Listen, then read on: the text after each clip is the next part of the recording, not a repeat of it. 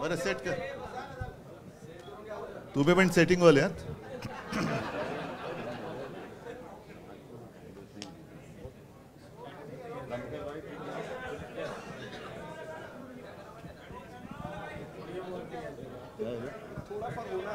नाही उभं राहून बोलू शकतो मी पण जरूर जरा चर्चा नाही चर्चा चॅनल नीचे करू नाही ठीक आहे नाही ठीक नाही तुम्ही अरे मी उठलो तो उठता तुम्ही मी बसलो तर बसता तर तुम्ही एक काहीतरी करा बसताय तर बसा म्हणजे मला बसून बोलता येईल बस अब लेकिन आप लोग नहीं ना बैठ रहे ठीक है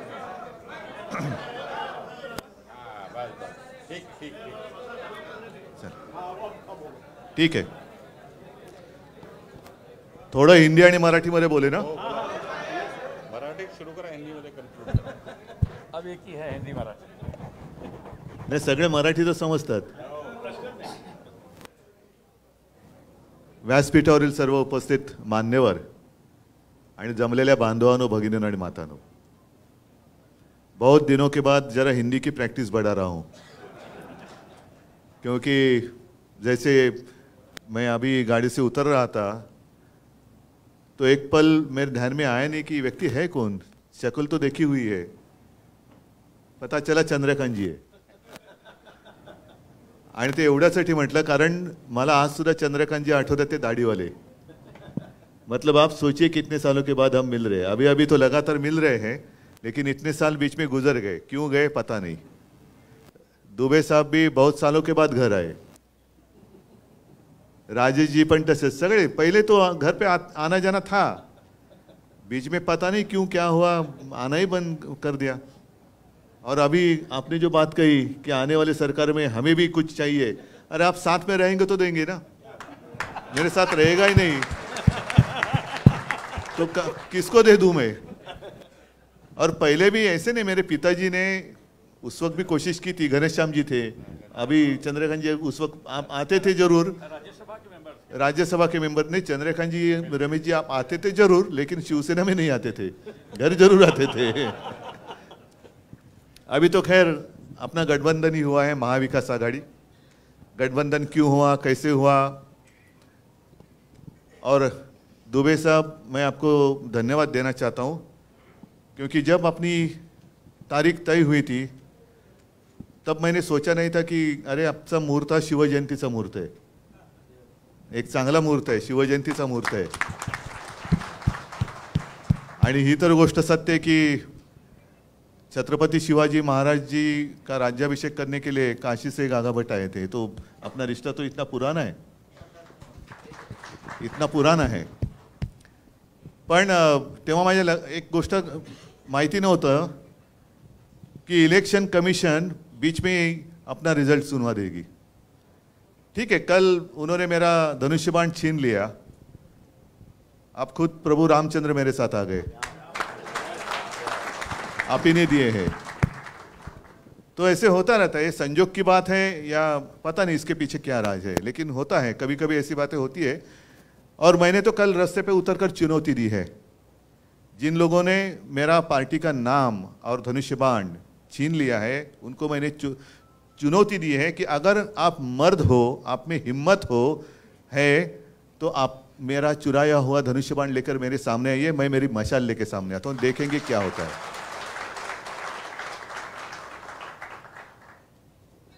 एक बात जरूर कि पिछले 25-30 साल से भी ज्यादा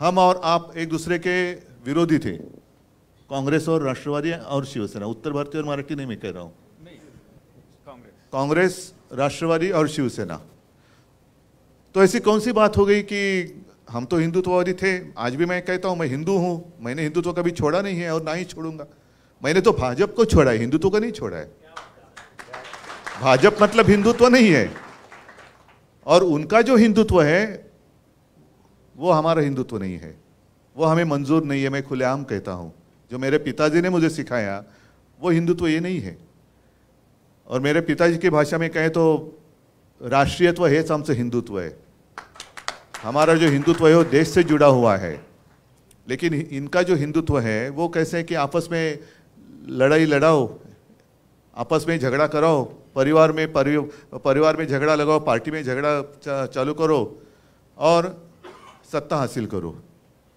कल कोई आया था पूना में, कहते हैं, उन्होंने पूछा क्या कैसे चल रहा है महाराष्ट्र में, तो कहा कि आज बड़ा अच्छा दिन है। तो क्यों? तो शिवसेना का नाम और चिन्ह हमने अपने साथ जो गुलाम आए हैं उनको दे दिया। तो व्यक्ति बोले बहुत अच्छा, मोगैम्बो खुश हुआ। ये मोगैम्बो है। मिस्टर इंडिया अगर आप याद करें तो उसमें यही है ना, मोगैम्बो यही चाहता था कि देश में एक दूसरे के साथ लड़ाई हो जाए, लोग आपस में लड़ते रहे और वो लड़ाई में व्यस्त रहेंगे तो मैं राज करूंगा। यही तो है आज के मोगैम्बो, यही तो है। वो भले हिंदू हैं, लड़ो, हमारे साथ है, वही हमारे, वो हिंदू हो या कोई हो, कोई उसका उसमें फर्क नहीं पड़ता। आप हमारे पार्टी में आते हो तो ही हिंदू हैं, और नहीं है तो आपने हिंदुत्व छोड़ दिया। आप मुझे बताओ, मैं तो जैसे आपने कहा इंतजार कर रहा हूँ बीके में कब आप जनसभा करते हो। मुझे तो लोगों के सामने आना है, लोगों के बीच में आना है और पूछना है, बताओ मैंने क्या गलती की है। 2.5 साल मैं मुख्यमंत्री था, कहाँ मैंने भेद किया है? आपस में लड़ाई कभी मैंने करवाई है? कभी शिवसेना ने आपस में लड़ाई लगाई है, की है? कभी नहीं। दुख इस बात का होता है कि 92-93 की जो आपने जिक्र किया, तो यही तो मेरे शिवसैनिक हैं। आज अनिल परब है, वायकर है, विनायक जे, ऋतुजाताई बसले त्यांचं तेव्हा रमेश होता, भाऊ कोरगावकर है, इकडे पण काही लोक असतील, ये तो हमारे सैनिक हैं जिन्होंने मुंबई को बचाया था। और आज जो हिंदुत्व की बात कर रहे हैं वो उस वक्त कहाँ थे? एड्रेस नॉट नोन, कहाँ गए पता नहीं। और आज बड़े सीना तान कर आ रहे, 56 इंच की छाती। अरे आपकी 56 इंच का जो सीना है उस वक्त कहाँ था? उसको तो पसीना आया था। आप अभी गुनहगार मान रहे हो। और मैं कांग्रेस के साथ गया, मैं नहीं गया, भाजपा ने मुझे ढकेला है, भाजपा ने मुझे ढकेला। और ये बात मैं दोहराना इसलिए चाहता हूं ताकि गलतफहमी आपके मन में ना रहे। 2014 में मैंने नहीं युति तोड़ी थी, भाजपा ने युति तोड़ी थी, और तब भी मैं हिंदू ही था ना, आज भी हिंदू हूं। उस वक्त आपने युति तोड़ी थी, बाद में जब आपको पता चला, जरूरत पड़ी कि अरे शिवसेना तो साथ में लगेगी, क्योंकि उस वक्त लास्ट मोमेंट चंद्रकांत जी, मतलब चुनाव, वो जो नामांकन पत्र दाखिल करने की डेट रहती है उसके एक दिन पहले उन्होंने युति तोड़ी। बड़ी मुश्किल थी, क्योंकि 288 जगह पर मैं कैंडिडेट कहां से लाऊं। तो भी हम लड़े, अकेले लड़े, तो 63 आए थे हमें। बीजेपी को ऐसे लगा था कि वो अकेले की जोर पर सत्ता संभालेगी, नहीं संभाल सके, हमारी मदद लेनी पड़ी। उसके बाद अमित शाह घर पे आए थे, और ये तो मैंने जब दसरा की रैली हुई थी अभी की शिवाजी पार्क, तो मैंने मेरे माँ और पिताजी की कसम खाकर शपथ लेकर कहा था कि ये बात सच है। उन्होंने मुझे एक वचन दिया था, और वो इसलिए मैंने मांग की थी क्योंकि मैंने मेरे पिताजी को यानी बाला साहब को आखिरी दिनों में वचन दिया था कि मैं एक ना एक दिन आपका शिवसैनिक मुख्यमंत्री करके दिखाऊंगा। वो वचन आज भी मेरा कायम है। तो उस वक्त अमित जी ने कहा ठीक है, और बाद में ठीक है के बाद जो कुछ हुआ आप देख रहे हैं। और उस वक्त अगर मैं आज जैसे हमारे कुछ लोग गले में पट्टा बांधकर गए हैं उनके पास, तो ये तो मेरे पिताजी ने कभी सिखाया नहीं किसी की गुलामी करो। मेरे पिताजी ने सिखाया अन्याय के साथ लड़ाई करो। मैं तो लड़ने वाले पिता का लड़ने वाला पुत्र हूँ, और कभी झूठ बात नहीं करूँगा। मैं झूठी बातें करना मेरे खून में नहीं है, और इसलिए मैंने कहा कि ऐसी बात है तो मैं छोड़ दूंगा। मैं अच्छा हम देंगे, वही आपको मिनिस्ट्री लेनी पड़ेगी क्या? और उस वक्त तो ये कहा गया था कि आप चुनकर आए हो, ध्यान में रखो मोदी जी का चेहरा आपने इस्तेमाल किया है। उस वक्त तो युति थी, गठबंधन था। हाँ, हमारे पोस्टर पे मोदी जी का चेहरा था, उनके पोस्टर पे हिंदू हृदय सम्राट बाला साहब का चेहरा था। और एक जमाना था ना, कल मैंने कहा कि एक जमाना जरूर था कि मीटिंग में, मोदी जी की मीटिंग में पब्लिक मोदी जी के नकाब मास्क पहनकर आते थे। लेकिन अब दिन बदली हो गए, अब मोदी जी को बाला साहब का नकाब पहनकर महाराष्ट्र में आना पड़ता है। और एक ऐसी गंदी हरकत कर रहे हैं। क्या आपको पसंद है जो भी चल रहा है? आपको पसंद है क्या? ये प्रजातंत्र है? अरे लड़ना है तो मैदान में लड़ो ना। आपको जो कुछ कहना है कहो, हमें जो कुछ कहना है कहेंगे, और जो जनता है वो निर्णय करेगी। वो सबसे ऊपर की अदालत है, बड़ी अदालत है वो जनता, उनको फैसला करने दो। यही तो लोकतंत्र है। लेकिन इनको लोकतंत्र मंजूर नहीं है। सब जो एजेंसीज है वो भेड़ियों की तरह से अपने ऊपर छोड़ते हैं। मैं कुत्ता इसलिए नहीं कहता, कुत्ता मुझे बहुत प्यारा है, कुत्ता ईमानी रहता है, वफादार होता है। भेड़िया का मतलब मानते हो ना, लांडगा, बरोबर ना? जरा हिंदी सीख रहा हूं मैं। लांडग्याला काय म्हणतात हिंदीत, काय म्हणतात बाबा? नाही, लोमडी म्हणजे कोल्हा, सियार म्हणजे पण कोल्हाच होतो, भेड़िया म्हणजे पण थोडक्यात लांडगा कळला ना तुम्हाला? हा तो शब्द काही असू दे, तो लांडगा हा लांडगाच असतो आणि लबाड असतो। लबाड लांडगा ढोंग करते, वो पहले छोड़ना है। इनकम टैक्स को छोड़ो, इसको छोड़ो, उसको छोड़ो, सबको डराने के बाद मैं सबके साथ अकेला लड़ रहा हूं। अरे अकेला क्या, आपके भेड़िए तो सब पहले आए ना, उनके आधार पर आप लड़ रहे हैं। और एक उम्मीद थी, जरूर थी, एक सपना था, जरूर था। देश को एक मजबूत देश बनाना अपना सपना था, वो आज भी है। क्योंकि जिनको हमने एक सपना देखकर वहां बिठाया वो खुद बलवान हो गए, लेकिन देश कमजोर हो रहा है, देश कमजोर हो रहा है।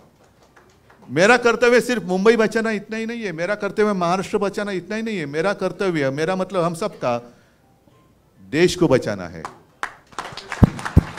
और आज अगर हम जागेंगे नहीं, मेरे पिताजी, ये बात तो प्रमोद महाजन जी ने एक मीटिंग में कही थी, भाषण में कही थी। राजेश जी तेव्हा तुम्ही मला वाटतं भाजपात असणार, सोबत होते, बरोबर ना? कारण प्रमोदजी घरी यायचे, खूप चर्चा व्हायची, गोपीनाथजी यायचे, तो एक काळ जमाना वेगळा होता, एक खुलापन था। आज सारी चीज़ें शतरंज का खेल हो गई है। आज कहाँ अपनापन रहा ही नहीं, जो कुछ करना है वो शतरंज हो गया। आपको ये इतना, लेकिन शतरंज में भी कुछ नियम होते हैं। घोड़ा कैसा चलना चाहिए, हाथी कैसे जाना चाहिए, ऊंट कैसे चलना चाहिए, यहाँ तो कोई भी कैसे भी चलता है। तो प्रमोद जी ने कहा था, और ये सच है, वो जमाना था, वो सब अपने हिंदू लोग बिखरे हुए थे।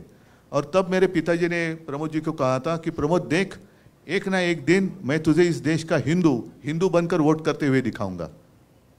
तो प्रमोद जी ने कहा कि बाला साहब कैसे है पॉसिबल, उत्तर भारतीय अलग है, मराठी अलग है, दक्षिण भारत के अलग है, बीच में पंजाबी है, बंगाली है, तो ले देख तू क्या होता है कि नहीं देख। वो दिन तो आ गया, हिंदू बनकर वोट करने लगे। अभी हिंदू उठ गए, जाग गए। अभी जागा हुआ हिंदू खतरा भी हो सकता है, तो उनके आंखों में धूल फेंकी जा रही है।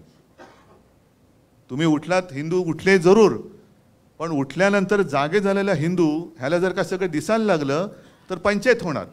म्हणून मग जो नींद से जाग गए हैं उनके आंखों में धूल फेंकने का काम चल रहा है। मग कुठला तरी एखादा मुद्दा असा फेंकायचा, फिर वो जैसे चुनाव आते हिजाब का मुद्दा आया था, अब कहाँ गया हिजाब का मुद्दा? हाँ, फिर जैसे कुछ आता है तो गौवंश हत्या बंदी का मुद्दा निकालेंगे, कुछ आएगा तो मतलब हिंदुओं को ऐसे महसूस होना चाहिए कि अरे क्या हो रहा है। बीच में तो और एक मजेदार बात हुई, मुंबई में एक मोर्चा निकला था, हिंदू जन आक्रोश, हिंदू आक्रोश मोर्चा, याद है? देखा आपने न्यूज में देखा? हाँ, हिंदू आक्रोश। क्यों हिंदुओं को आक्रोश करना पड़ रहा है? दुनिया का सबसे ताकतवर आदमी, देश का प्रधानमंत्री है 8 साल से, हिंदुत्ववादी है, हिंदू है, तो भी हिंदू आक्रोश कर रहे हैं। ये कौन सा हिंदुत्व है? ये कौन सा राज है? ये कौन सा रामराज है? और कांग्रेस का जब राज था तो आपको पता है एक नारा लगाया जाता था, इस्लाम खतरे में है। अब नारा बदली हो गया, अब हिंदू खतरे में है। तो किसका राज अच्छा था? नहीं, अभी सारे मुस्लिम भाई भी साथ में आ रहे, इसलिए ऐसे नहीं कहता कि वो खतरे में आना चाहिए। आपका और हमारा कोई झगड़ा है ही नहीं, ना उत्तर भारतीयों से है ना मुस्लिम लोगों से है। जो भी इस देश को अपना देश मानता है, अपनी मातृभूमि मानता है, और जैसे आपने कहा कि उत्तर प्रदेश तो आपकी मातृभूमि है, ये कर्मभूमि है, आपको आदर दिया है, तो इस देश के प्रति आपका एक कर्तव्य बनता है। तो यही है कि इस देश को अपने मातृभूमि मानने वाला हर कोई वो हमारा भाई है, वो हमारा भाई है। और आते आते मुझे थोड़ी देर हो गई इसलिए क्योंकि घर में भी कुछ उत्तर भारतीय आए थे, नहीं सच्चे आए थे, अलग वो उत्तर प्रदेश से आए थे। आज ही के दिन, आज शाम को जा रहे तो उन्होंने पूछा आप अगर होंगे तो हम मिलना चाहते, तो आइए। तो मैं यही उनको कह रहा था कि देखो हमारा हिंदुत्व कैसा है, जो मेरे पिताजी ने हमें सिखाया। एक पिछले 3-4 सालों की बात है, आप भूल गए होंगे या आपने शायद पढ़ा भी नहीं होगा। एक अपना फौजी था कश्मीर में, वो छुट्टी लेकर घर जा रहा था परिवार को मिलने के लिए। जब आतंकवादियों को पता चला कि ये अभी छुट्टी लेकर अकेला जा रहा है, बीच में उसको किडनैप किया गया, त्याचे हालहाल केले आणि कुछ दिनों के बाद एकदम छिन्न विछिन्न झालेलं त्याचं शरीर, उसका मृतदेह कहीं पे मिल गया। वो अपना था कि नहीं था, जिसने देश के लिए कुर्बानी दी है। अभी मैं अगर कहूं कि हाँ वो मेरा भाई था, तो आप बोलेंगे लेकिन आपको नाम पता है क्या है? उसका नाम था औरंगजेब। औरंगजेब होगा ना, मजहब से मुसलमान होगा, था ही, लेकिन उसने अपने देश के लिए कुर्बानी दी। भारत माता, जिसको भारत माता की जय कहते हैं, उसके लिए उसने अपनी जान तक दे दी। वो अपना भाई नहीं था, वो अपना भाई ही था। तो ये अगर हमारा हिंदुत्व है, अच्छा अगर मैं कांग्रेस के साथ गया तो हिंदुत्व को छोड़ दिया। अभी कल मोगैम्बो ने कहा कि ये मुख्यमंत्री पद के लिए कांग्रेस और राष्ट्रवादी के तलवे चाट रहे थे। तो अभी उन्होंने जो किया है, कौन किसका क्या कौन सा हिस्सा चाट रहे पता नहीं। नाही सांगतो ना, हे रोटी बन आता ऐसे 2-4 दिवसापूर्वी मुझे भी वहां आमंत्रित किया गया था, सैयदना साहब ने बुलाया था, मैं गया।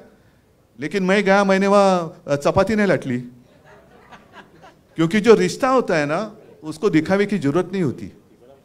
जब कोई रिश्ता नहीं होता है तो ऐसे नौटंकी की जरूरत पड़ती है कि जाकर रोटी कणिक मड़ा, चपात्या लाटा, झाड़ू मारा।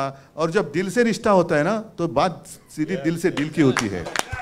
नौटंकी की बात करने की, नौटंकी करने की आवश्यकता नहीं होती। मैंने जाकर वहाँ, उन्होंने मुझे प्रेम से बुलाया, मैं गया। क्योंकि जब बड़े सैयदना साहब थे तो मुझे याद है, मैं छोटा था तो वो भी मेरे पिताजी को मिलने के लिए घर पे आए थे। तो इतने पुराने हमारे संबंध है, कोई आवश्यकता नहीं है नाटक करने के लिए। लेकिन उन्होंने कुछ भी किया। मैं कांग्रेस के साथ गया तो हिंदुत्व छोड़ दिया। अरे भाई, आप मुफ्ती मोहम्मद के साथ बैठे थे, उस वक्त आपने क्या छोड़ा था? कभी कांग्रेस ने आतंकवादियों को शहीद मानने के लिए तो ये नहीं रखी थे ना शर्त कि ये जो है काय अफजल गुरु,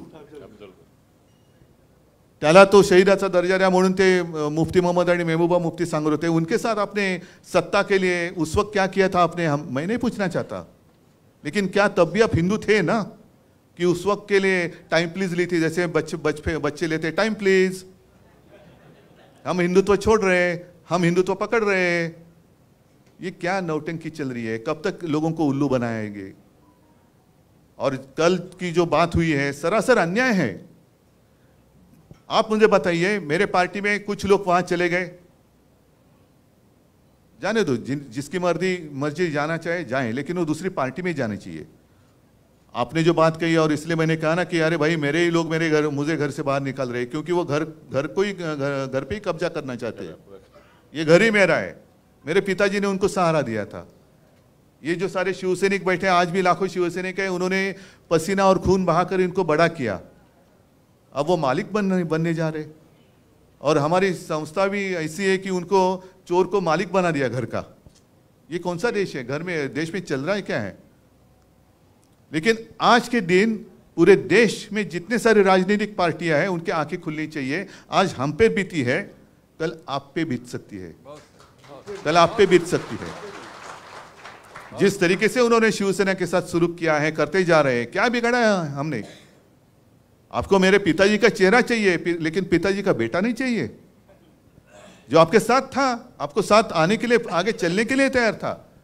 और सिर्फ मैंने मेरे पिताजी को, जिसको आप आपका नेता मान रहे हैं, उसी को मैंने वचन दिया था कि मैं शिवसैनिक को मुख्यमंत्री करूंगा। वो वचन निभाने वाला अगर धोखा देता है तो उसके साथ मुझे कैसे बर्ताव करना चाहिए? जिसने हमें धोखा दिया, बाला साहब की शिवसेना को धोखा दिया, उसके तलवे चाटने वाले आपको चलते हैं। मग माझं काय चुकलं होतं? मैं यही तो मांग रहा था। अगर जो बात मैंने उनके सामने रखी थी, चलो 2.5 साल तो मैं मुख्यमंत्री था, हालांकि मैं मुख्यमंत्री बनना नहीं चाहता था, मेरा सपना नहीं था, लेकिन पवार साहब थे, कांग्रेस के अन्य ज्येष्ठ नेता थे, उन्होंने कहा कि उद्धव जी आपको ही करना पड़ेगा, ये स्वीकार करना होगा, अन्यथा ये सरकार बन नहीं सकती। तो मुझे कोई अनुभव नहीं था, मैं बन गया। अगर मेरे साथ जो उन्होंने कमिटमेंट की थी 2.5 साल की, वो अगर निभाते तो अब पहले 2.5 साल या बाद में 2.5 साल या तो उनका या तो शिवसेना का मुख्यमंत्री होकर चला गया होता, और आज ऑफिशियली उनका मुख्यमंत्री शायद होता या पहले हो जाता था, क्या फर्क पड़ता था, दिन तो उड़ जाते हैं। लेकिन कभी कभी ऐसे लगता है कि जो भी कुछ होता है अच्छे के लिए होता है। जो कल भी चुनाव आयोग ने फैसला दिया अच्छे के लिए हो रहा है, क्योंकि लोगों के दिल में आग लगी है, अभी आग लगी कि ये कैसा अन्याय है। नाम ठीक है, मेरे पार्टी को 2 नाम दिए गए, 2 गुट उन्होंने मान लिए, कभी आज तक ऐसे हुआ नहीं है। जब भी किसी पार्टी में विवाद हुआ, कांग्रेस में भी हुआ था इंदिरा जी के समय पर, तो गाय वासरू, पहले बैल जोड़ी था, पण गाय वासरू नका विसरू, बैल जोड़ी था फिर गाय वासरू आ गया, पण तो गाय वासरू क्या है किंवा बैल जोड़ी क्या है, जो आज तक फ्रीज किया गया है, किसी को दिया नहीं गया। भले 2 कांग्रेस को मान्यता मिली, इंडिकेट सिंडिकेट, बाद में और सारे कांग्रेस निकली, लेकिन किसी को भी वो नाम और सिंबल नहीं दिया गया। तो आज भी मेरी अपेक्षा यही थी कि शायद उसी तरीके से कुछ करेंगे, उनका एक गुट और हमारा एक, जैसे उन्होंने वो मान्यता दी ना, त्यांनी नाव घेतलं होतं बाळासाहेबांची शिवसेना, मुझे नकाफी की जरूरत नहीं है, मैं सीधे नाम लेकर लोगों के सामने जा रहा हूं, क्योंकि मेरे पिताजी ने कहा है कि उद्धव तू जैसा है वैसे लोगों के सामने जा, लोग स्वीकार करेंगे या नकार देंगे। तो मैं तो सीधा नाम लेके जा रहा हूं, शिवसेना उद्धव बाळासाहेब ठाकरे है मंजूर, आ जाओ साथ। आपने धनुष्य बाण फ्रीज किया था, मैंने मशाल ले ली। अब शायद ये भी वो कर सकते, क्योंकि इतनी नीच और गंदी राजनीति कर रहे हैं कि शायद वो हमारी मशाल भी ले सकते हैं। तो चलो आज मशाल दी है ना, हमने तो ली है, उन्होंने चोरी का धनुष्य बाण लेकर सामने आने की मैंने जो चुनौती दी है, हो जाने दो ना, क्यों डर रहे हैं आप? पूरी सत्ता ताकत आपके पास है, धनुष्य बाण भी आपके पास है। लेकिन जैसे मैंने कहा कि शायद आप धनुष्य बाण को चुरा सकते हैं, लेकिन ये लोगों के दिल में बैठा हुए राम को नहीं चुरा सकते आप। उनके दिल में जो बैठा हुआ राम है, उसके आशीर्वाद जब तक मेरे साथ है, तो भले धनुष्य बाण आपने चुरा लिया तो भी मेरा कुछ बिगड़ नहीं सकते। और अभी मुंबई को दासी बनाने की बात चल रही है। मुझे तो अभिमान है, पिछले 25 साल ऐसे नहीं कि मुझे उत्तर भारतीयों ने बिल्कुल वोट नहीं दिया ना, जरूर दिया। मराठी तो है ही, लेकिन उत्तर भारतीय भी लोग मेरे साथ रहे, गुजराती भी रहे, मुस्लिम लोग भी है। हमारे बेरामपाड़ा से त्याचं काय नाव आपलं हाजी अली नगरसेवक आहे। म्हणजे आपण विचारच करू शकत नाही, अरे बेरामपाड्यात शिवसेनेचा नगरसेवक, अभी तो और अच्छी लीड से आएगा। अरुण खान आहे, त्याच अलीकडच्या पलीकडचा आहे, इकडचा तिकडचा, तर दिलेच होतं ना सगळ्यांनी सोबत। पण मुंबईला दासी बनवताना आपल्याला एक अभिमान या गोष्टीचा वाटलं पाहिजे कि एक जमाना ऐसे था कि मुंबई डेफिसिट में थी 645 कोटी, और चंद्रकांत जी फिर 2012 से लगातार, रविंद्र वायकर जी भी थे, सुबोध कुमार होते, सगळ्यांनी सबने मिलकर जो कोशिश की, आज मुंबई की जो पूंजी है 70,000 करोड़ से भी ज़्यादा बैंक में है। इसका अभिमान होना चाहिए कि नहीं होना चाहिए? हमारे प्रधानमंत्री आए और क्या उन्होंने कहा कि बैंक में पैसा रखकर विकास नहीं होता। ठीक है, बैंक में पैसा रखकर विकास नहीं होता, ये सिंपल बात क्या हमें समझ में नहीं आती, लेकिन पहले बजट या वो जो पूंजी है वो समझ तो लो क्या है। उसमें से 30-40% उसके ऊपर महापालिका का अधिकार ही नहीं है, क्योंकि उसमें राजेश जी तुम्ही पण होतात नगरसेवक, त्याच्यात बरेचसे हे जे पैसे आहेत ते कर्मचाऱ्यांचे आहेत, फंड आहेत, भविष्य निर्वाह निधी, ग्रॅच्युएटी असेल, पेन्शन असेल, हे असेल ते असेल, मग काही कॉन्ट्रॅक्टरच्या ठेवी आहेत त्याच्यामध्ये जो बाद में वापस लौटाने पड़ते हैं, और बैंक में पैसा रखकर विकास नहीं होता हमें मालूम है। लेकिन शायद आपको पता नहीं प्रधानमंत्री जी, मुंबई महापालिका जो कोस्टल रोड बना रही है वो उसी पैसे से बना रही है जिसके ऊपर टोल लगने वाला नहीं है। त्याला म्हणतात विकास। पण आता FD वरती यांचा डाव घाला घालतात ते, FD तोड़ने की बात चल रही है।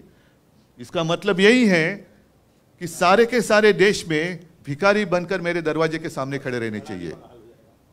भिकेचा कटोरा घेऊन रोज तुम्हाला माझ्या दारासमोर उभं राहिलंच पाहिजे, यालाच म्हणतात हुकुमशाही। एक तो GST लगा दिया, जो मुंबई महापालिका और राज्य सरकार का डायरेक्ट इनकम जो था वो तो बंद कर दिया। और आपको याद होगा कि कोरोना के समय पर मैं और अजीत दादा पवार हमेशा कहते थे, आज की स्थिति पता नहीं मुझे, जब भी कभी पूछते थे हम हमारे फाइनेंस सेक्रेटरी को, साहब 20 करोड़ से ज़्यादा ही केंद्र सरकार से GST आना बाकी है, जो हमें समय पर मिलना चाहिए। तो जसं पैसा बँकेत ठेवून विकास होत नाही, तसा राज्याचा आणि मुंबईचा पैसा केंद्राच्या खिशात ठेवून सुद्धा राज्याचा आणि मुंबईचा विकास नाही होणार। निदान मुंबईचा हक्काचं जे काय आहे, महाराष्ट्राच्या हक्काचं आहे ते तर द्या ना। हमें भीख नहीं चाहिए आपकी, दिल्ली की भीख नहीं चाहिए मुंबई को। मुंबई तो पसीना बहाने वाली नगरी है, पसीने की कमाई तो दे दो। आपको पसीना भी नहीं बहाना है, सारे उद्योग आप महाराष्ट्र से गुजरात लेके जा रहे हैं, सगळ्या गोष्टी मुंबईच्या बाहेर महाराष्ट्राच्या बाहेर, आणि वरती येऊन उपकार केल्यासारखं काहीतरी तोंडावरती तुकडे फेकून जायचं आणि मुंबई आपली दाशी बनवायची। त्याच्या आड शिवसेना येते, उद्धव ठाकरे येते, खत्म कर दो इनको पॉलिटिकली। आपके ऊपर है। मी तुम्हाला सांगितलं, मला माझ्यासाठी तर काहीच मी मागत नाहीये। तुम्ही जेव्हा पब्लिक मीटिंग घ्याल, मी माझी दसरा मेळावा असतो तसंच आणखीन परत मीटिंग तर मी घेणारच आहे। मी तर लोकांवरती सांगणार आहे, मी तुम्हाला हवा असेल तर तुम्ही सोबत राहा। आज तर माझ्या हातात काहीच नाही आहे माइक शिवाय, सिर्फ माइक है जिस माइक के माध्यम से मैं मेरे दिल की बात आपसे कह सकता हूँ। मन की बात नहीं, मेरे मन में कुछ और चलता होगा। मनातले मांडे आपण म्हणतो, पण मैं दिल की बात करने वाला हूँ, दिल की बात करने वाला हूँ। और इसलिए अगर साथ आना चाहते हैं तो साथ निभाना पड़ेगा, साथ निभाना पड़ेगा। हर संकट में साथ रहना होगा। हाथ उठा के बोलिए, हम तुम्हारे साथ हैं। नहीं, और इसलिए आपने जो कोरोना की बात सच है। थोड़ी सी वो एक याद कोविड की बात करूं, अभी शायद कितने तारीख को लॉकडाउन हुआ था? 23 से 24, 22। उसके शायद उसके एक वीक पहले से मैं चीफ मिनिस्टर था, मैंने ऐसे ऐसे कुछ चीज़ें बंद करना शुरुआत की थी। कुछ चीज़ें मतलब पब्लिक प्लेसेस, मॉल बंद करो, नाट्यगृह बंद करा, सिनेमा हॉल बंद करा, रेस्टोरेंट। लोगों को एक आदत होनी चाहिए, एकदम झटका नहीं लगना चाहिए। और उस वक्त मैं लगातार केंद्र के साथ कांटेक्ट में था कि मैंने उनको कहा कि कुछ यहाँ बाहर से जो लोग आए हुए हैं, उत्तर भारत से हैं या कहीं से भी है, वो घर लौटना चाहते हैं। उनको घर लौटने के लिए मुझे ट्रेन्स दे दो, मैं पैसे देने के लिए तैयार हूँ, लेकिन उनको अगर वो घर जाना चाहते हैं तो घर जाने दीजिए। क्योंकि एक मानसिकता होती है, कुछ भी होता है तो अरे घर चलो भाई, घर चलो भाई, अरे घर चलो क्यों, यहाँ नहीं घर जाएंगे। तो ठीक है ना, घर जाना चाहते हैं तो घर जाने। तो मुझे कहा गया कि नहीं उद्धव जी, अभी कैसे, अभी तो मुश्किल है। फिर लॉकडाउन हो गया।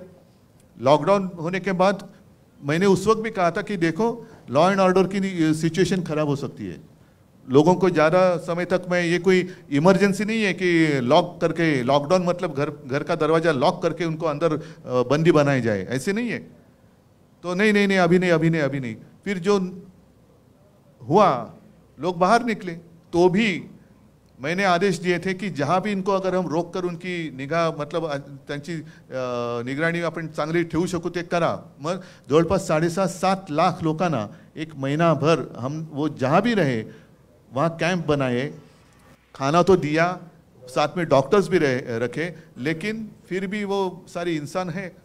एक दिन वो बांध भी टूट गया और लोग चल पड़े रास्ते पे, पटरी पर चलने लगे। 1-2 लोग तो ट्रेन के नीचे ऐसे कुछ बेचारे, उनकी जान भी गई। और तब भी मैंने, अनिल परब मंत्री थे, परिवहन मंत्री, अनिलला सांगितलं, म्हटलं अनिल सगळ्यांना एसटी दे आणि सगळ्या 7.5 लाख लोकांना त्यांच्या गावाच्या सीमेपर्यंत सोडलं। अनिल परबच मंत्री होते। 7.5 लाख लोगों को मैंने उनके गांव की सीमा तक छोड़ा। कुछ लोगों को उन्होंने कहा कि नहीं, हमें यहाँ तक छोड़ दो, फिर हम स्टेशन रेलवे, महाराष्ट्र के बाहर हम रेलवे से जाएंगे। फिर ऐसे सारे लोगों को हमने किया, जो कुछ कर सकते ते किया. त्यावेळेला आम्ही हे बघितलं नव्हतं की मी तर खरं सगळ्यांना सांगत होतो की आप कहीं जाइए मत, आप यहीं पे रहिए, कुछ नहीं होगा, हम आपका ख्याल रखेंगे. नहीं लेकिन हमें घर जाने दो. तो ठीक है, आपकी मर्जी. आता त्यावेळेला घरी गेल्यानंतर वो भी एक वीडियो आए थे, पूरे लोग रास्ते पे रुके हुए हैं और पानी भी नहीं पीने के लिए, कुछ नहीं, ये नहीं वो नहीं. वो बोल रहे थे इससे अच्छा तो महाराष्ट्र था, महाराष्ट्र था. तो ये बात है. तो यही मैं कहता हूं कि हम साथ में रह रहे तो सुख में और दुख में हम साथ एक दूसरे के साथ रहे. आणि दुबेजी तुम्ही जे सांगितलं, आता कोणी तुम्ही बोललात ना, पवार साहब के यहाँ बैठे थे और उन्होंने दुबे जी ने कहा कि उम्र का कोई ये नहीं है, और ये सच है. मेरे पिताजी कहा करते थे कि उम्र किसी के हाथ में नहीं है. माणूस वयाने मोठा होतो, पण तो वयाने मोठा झाला तरी मनाने खचला की तो वृद्ध होतो. तो आज भी दुबे साहब तो यंग है, काम करने की हिम्मत है, एक जिद्द आहे. आणि आमचं आता चांगलं जुळलंय महाविकास आघाडीचं. त्याच्यामुळे पवार साहेबांना सांगतो इनको भी कुछ जिम्मेदारी दे दो. वैसे कोई ऐसे नहीं कि वो अपनी जिम्मेदारी लेकर, अभी ये तो सारी मीटिंग उन्होंने ही तो की, मैंने नहीं कुछ उनको कहा था. तो वो ऐसे नहीं कि जिम्मेदारी नहीं तो मैं क्या करूँ. तो वो बोले आप जिम्मेदारी दे दो या नहीं दे दो, मैं तो मेरा कर्तव्य करते रहूँगा. तो ऐसे लोग साथ में आएंगे. और इसलिए मैंने कहा ना, तो सिर्फ शिवसेना की लड़ाई नहीं है, हर एक भारतीय नागरिक की लड़ाई है. इस देश में प्रजातंत्र, लोकशाही जिवंत राहणार की नाही हे आता ठरवण्याची वेळ आलेली आहे. आणि त्याच्यासाठी हम सब एक साथ मिलकर आगे जाएंगे. तो किसकी हिम्मत है अपने देश को गुलाम बनाने की. मैं मेरे देश को, मेरी भारत माता को किसका गुलाम नहीं होने दूंगा. बस एक ही यही शपथ ले लो और आगे चलो, एक ही शपथ ले लो. तो मैं मानता हूं कि अभी पिछले रविवार भी मैं आया था आपके यहाँ, गोरेगांव में आया था. आज यहाँ आया हूँ, पता नहीं अगला रविवार कहाँ है या कहाँ है. लेकिन ये तो अभी ये शुरुआत तो हुई है, उसको आगे हम और लेके जाएंगे. अभी ठाणा में अभी मतलब आगे ठाणा में जाना. हाँ, ठाणा और मुंबई. तुम्ही जिकडे म्हणाल तिकडे मी येतो. भाई अंदर अरे तू, मी असं पण पहिले भाई अंदर आ जा. तर हे आपलं एक नातं आहे. आणि मला खरंच आनंद आहे की इकडे मी एक हिंदी बोलायची प्रॅक्टिस थोडीशी वाढवतोय. पण मला असं जर जेव्हा म्हणतो की तुमच्यापैकी काही जण अतिशय शुद्ध मराठी बोलतात, आता एवढं सगळेजण आपण मिळून मिसळून गेल्यानंतर, एवढ्या आपण एकत्र आल्यानंतर मग निवडणुकीत वेगळं करायचं. इलेक्शन में, चुनाव के दरमियान आप उत्तर भारतीय होते हैं, मैं महाराष्ट्रीयन मराठी होता हूँ, क्यों नहीं होगा. आता सगळे आपण आहोत ना. जसं मी हिंदुत्वाची हे सांगितले तुम्हाला काय आहे, भाषा सांगितली, आणखीन सगळ्या गोष्टी सांगितल्या. तर आपण आता काल अमित शाह आए थे, उन्होंने कहा कि दूध का दूध पानी का पानी हो गया. अब तक तो सुप्रीम कोर्ट का फैसला बाकी है, और दूध का दूध पानी का पानी हुआ नहीं है. आपने तो दूध में नमक डाला है, आपने दूध में नमक डाला है, उसको अभी हमें सुधारना है. तर आता त्या दुधामध्ये साखर टाकायला तुमची साथ मला पाहिजे. आणि एकदा का आपली एकजूट झाली की मग ती अशी मजबूत असेल की ती कोणी किती तुडू म्हटली तरी तुटायची नाही. आता गलतफहमी होऊ देऊ नका. कधी काय असलं तर आपण संपर्कात आहोत. अनिल परब तुमच्या संपर्कात आहेत, वायकर आहेत, सगळेच आहेत, ऋतुयताई आहेत, राऊत बिऊत सगळेच आहेत. तर आता एक दुसऱ्याबरोबर आपण संपर्क ठेवूया. आणि कुठेही जरा असं काय वाटलं की खुटकन काही होतंय, त्याचं लगेच स्पष्टीकरण देऊन टाकू. ठीक आहे. तर आता याच्या पुढे सगळे सोबत राहाल अशी आशा नाही, खात्री बाळगतो.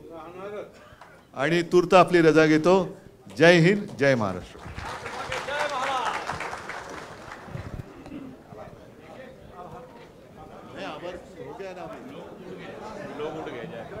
आप